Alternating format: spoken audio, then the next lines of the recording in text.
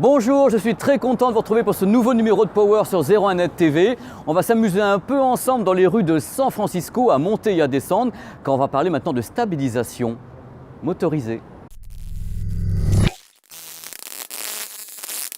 Bon, on va pas se mentir entre nous, vous savez très bien qu'un des plus gros challenges des fabricants de smartphones pour les années à venir, c'est quoi? C'est la qualité photo, qualité de la captation vidéo, ainsi que bien sûr la stabilisation. Parce que vous avez remarqué dans la rue quand on se balade, on voit plus personne ou presque tourner avec un véritable caméscope, donc avec peut-être une stabilisation optique intéressante, et on voit presque plus personne prendre des photos voilà, avec un appareil photo. Donc, challenge 2016, 2017, 2018, c'est la stabilité sur les smartphones. Mais avant que les smartphones disposent de systèmes optiques perfectionnés, vraiment sublimes, il y a une solution qui commence à faire un carton aux États-Unis et en Asie. Je peux vous en parler parce que voilà, je l'ai acheté, cette chose.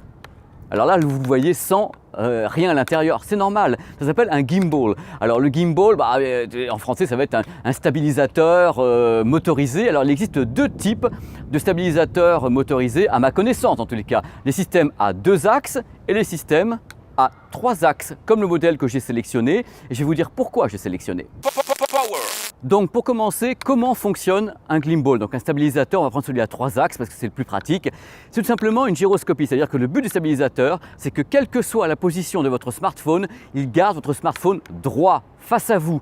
Alors pour ce faire, il y a des capteurs à l'intérieur qui disent quelle est la position dans laquelle vous tenez le smartphone, et il y a des moteurs qui vont bien sûr corriger l'axe pour que ça reste à l'axe 0. C'est-à-dire que vous allez pouvoir bouger de tous les côtés, lever votre smartphone de tous les côtés, et normalement, si le gimbal, si le stabilisateur 3 axes fonctionne bien, il est capable de maintenir l'assiette comme un avion, hein, tout simplement. Pour moi, c'est une solution parce que ça peut carrément, quand ça fonctionne bien, donner la sensation que le smartphone n'est pas tenu par une main d'homme, mais qu'il vole, entre guillemets, qu'il est en une sorte de petite vol stationnaire où il flotterait au-dessus de votre main. Donc c'est quand même pas, voilà, c'est quand même pas rien cette affaire. Bon, on va arriver aux choses sérieuses. Pourquoi est-ce que j'ai choisi le modèle Lampart? Eh bien écoutez, c'est tout simple parce que j'en ai vu plusieurs en Asie, aux États-Unis, et ça me semblait un des plus solides parce que d'abord il est en métal, c'est pas un truc en plastoc avec 2 axes, il va faire n'importe quoi. Bon, celui-ci est en métal, il est livré dans une super valoche façon James Bond 007, et à l'intérieur de la valoche, vous avez un transfo et surtout très important, vous avez différents types de sabots pour aller avec, c'est-à-dire que vous avez un sabot pour les GoPro, vous avez un sabot également pour un smartphone écran petite taille ou smartphone écran grande taille, y compris le iPhone 6 Plus qui peut tenir dessus. C'est un des seuls qui permet de le faire tenir. Vous avez une batterie extractible qui coûte 21 $. Vous pouvez bien avoir 2-3 batteries d'avance si vous le voulez. Vous avez des petits contrepoids, donc il faut ajuster en fin de compte le gimbal par rapport au poids du smartphone. Vous ajustez avec le contrepoids et après vous enclenchez le gimbal et vous allez avoir l'effet stabilisation. Alors depuis le début, vous vous dites, mais à quel moment dans Power, est-ce que ce crétin de Pépé va nous montrer la stabilisation? Alors comme c'est Power, comme c'est San Francisco, j'ai choisi la méthode la plus radicale. Il y a une rue ici qui s'appelle la Lombard Street. La Lombard Street, ça descend comme ça. Alors je vais faire une descente à pied au milieu des voitures avec le smartphone, un Galaxy A6 Edge, sans le gimbal, et deuxième descente avec le stabilisateur 3 axes, machin truc, les moteurs, les senseurs, le truc absolument incroyable. Et vous pourrez comme ça comparer ce produit et vous dire c'est peut-être pas si mal ou alors c'est complètement nul. Voilà, on y va, on part ensemble à Lombard Street. Bon écoutez, c'est parti, j'ai mis mon petit micro de pilote d'avion.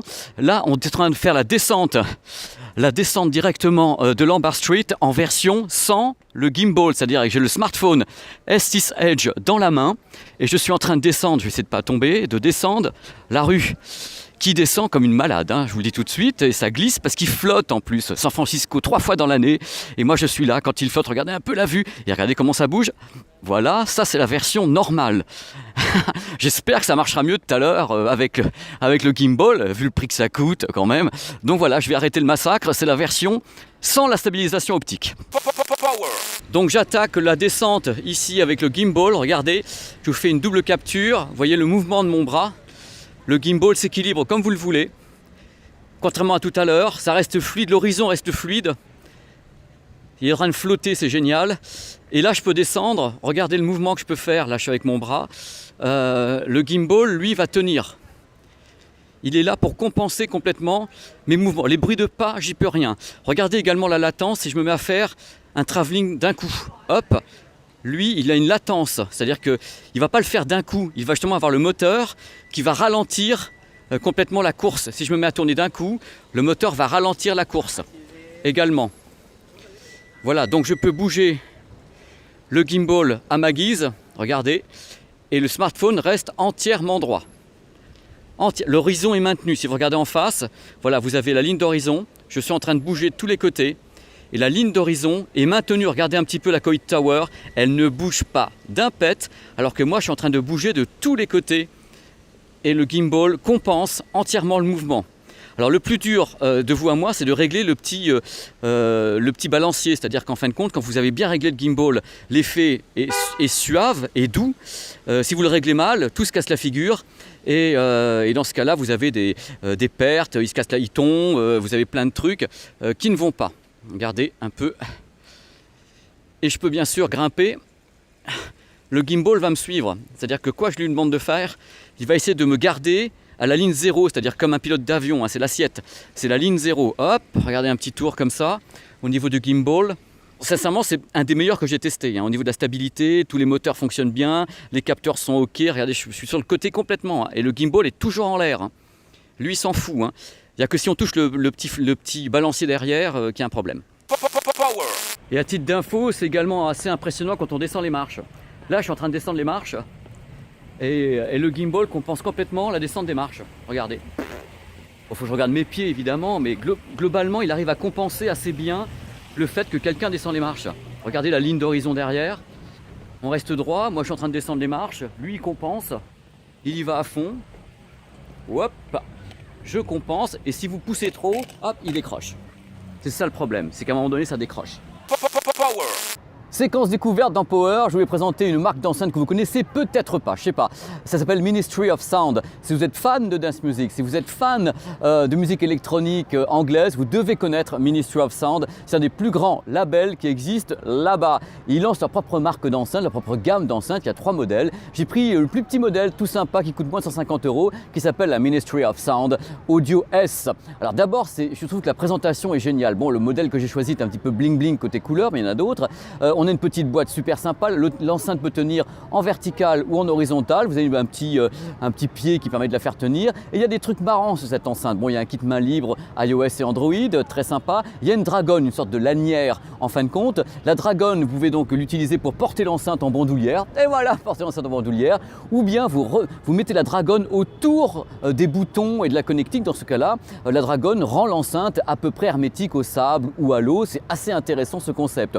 Techniquement, il y a 2 haut-parleurs à l'intérieur de 3,5 watts chacun, donc c'est un son qui va alimenter une pièce à peu près de 20-25 mètres carrés, pas plus. C'est très facile de s'en servir, une batterie de 15 heures. Il y a une application qui va avec, qui permet de la gérer peu ou prou, et surtout, il y a un bouton, une fois que c'est appairé, vous appuyez sur le bouton et vous êtes en direct sur la radio internet Dance Music, House Music anglaise de Ministry of Sound. Donc le concept à la base sur le papier, ça me plaît déjà. Donc maintenant, il ne reste plus qu'à l'écouter. Et ça, c'est mon boulot.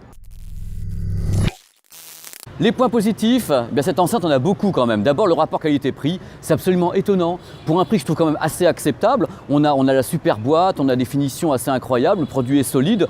Donc déjà moi je trouve ça vachement bien. Deuxième point positif, c'est un son qui est très clair. L'enceinte est toute petite peut-être, mais le son est vachement clair. Il n'y a pas bien sûr beaucoup de gras, vous n'allez pas sonoriser un endroit qui fait 35 mètres carrés ou 40 mètres carrés. C'est pas le but de la manœuvre. Ma petite enceinte nomade, c'est très clair avec une batterie qui tient entre 12 et 13 heures.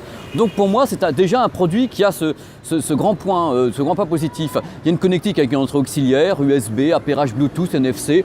Vraiment un petit produit complet. On la trouve en plus aux environs de 120, 130 €, peut-être moins quelquefois. Donc déjà, par exemple, je vais être méchant, cette enceinte qui est toute petite, elle sonne mieux que la Riva Turbo X que j'ai eu entre les mains, qui faisait boum boum de tous les côtés. Celle-là, elle est toute petite, mais elle sonne mieux. Voilà. J'ai également beaucoup aimé le concept de la Dragon. Vous savez, le petit lacet qu'on met autour, qui permet de la porter en bandoulière, ou bien qui permet de la protéger de la pluie ou bien du sable. Je trouve ça vachement bien d'avoir la petite Dragon. Donc vraiment c'est un produit que j'aime bien, qui est vraiment très très cool.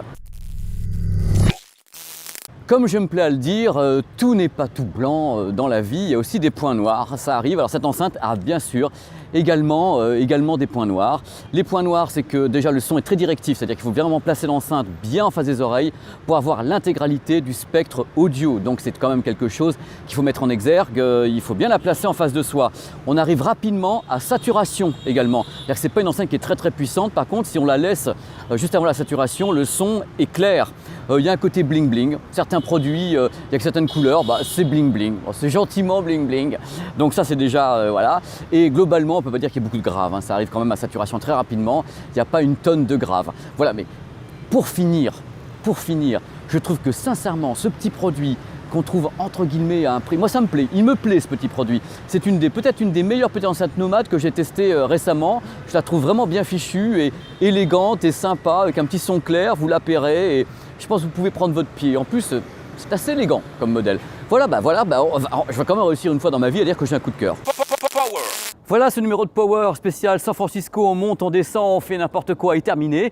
J'espère que vous y avez trouvé votre compte, que vous êtes bien amusés avec nous dans les rues de San Francisco, c'est quand même un truc génial, quoi. La semaine prochaine, si vous voulez encore nous retrouver, c'est tout simple, c'est le même endroit, c'est 01net TV.